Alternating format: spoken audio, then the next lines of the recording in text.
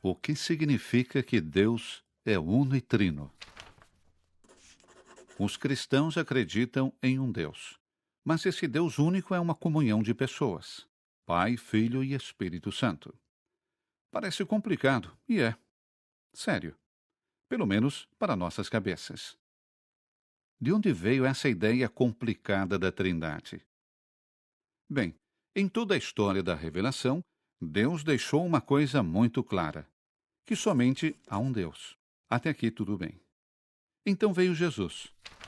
E por perdoar os pecados e usando o nome divino revelado no Antigo Testamento para si mesmo, ele deixou bem claro que ele também é Deus, assim como o Pai.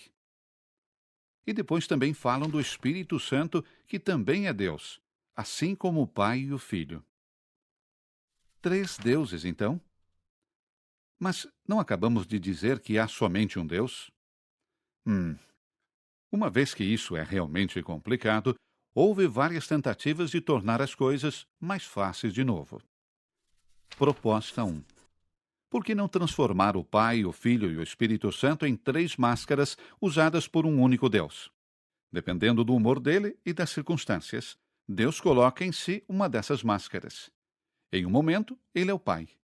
Em outro, ele é o Filho. Em outra hora, ele se apresenta como o Espírito Santo. Boa ideia. E ela ainda por cima tem o nome: modalismo. Mas se modalismo fosse verdade, então não existiria realmente uma diferença entre o Pai, o Filho e o Espírito Santo. No entanto, temos que ser capazes de fazer a diferença entre eles, porque foi o Filho que veio ao mundo e não o Pai. E o Filho deu a sua vida por nós, não o Espírito Santo.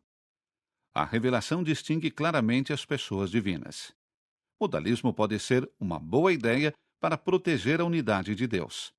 Mas essa ideia não funciona. Não importa, pensou uma certa pessoa chamada Ário, e ele apresentou a proposta número 2. Vamos apenas dizer que só o Pai é realmente Deus. O Filho e o Espírito Santo são quase Deus, até 93%, mas não completamente. Eles são simplesmente as duas criaturas mais bacanas que Deus criou. Essa ideia chamada arianismo é também uma tentativa de resguardar a unidade de Deus, mas nos deparamos com o mesmo problema. Ela não se encaixa com o da revelação.